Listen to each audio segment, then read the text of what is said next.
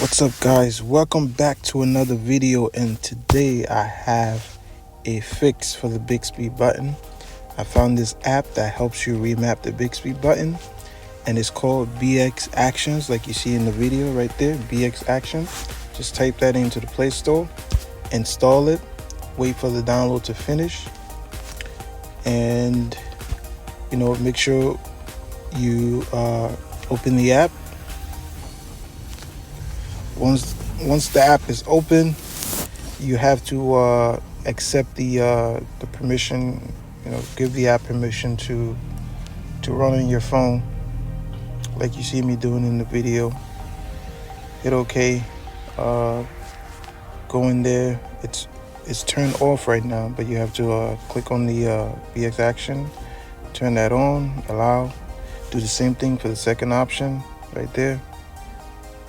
And if that doesn't work the first time, doesn't open the settings, you can turn it off, turn it back on, hit OK again. And once that's done, hit done, and make sure you turn on BX Action, and make sure where it says install services, make sure that's turned on as well. Confirm that.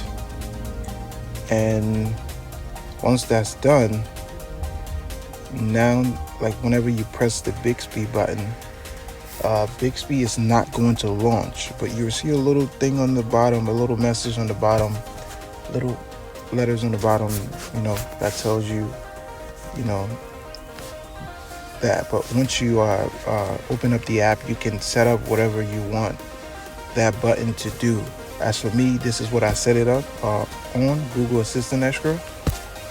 And when you long press the Bixby button instead of Bixby, now it launches Google Assistant instead of Bixby.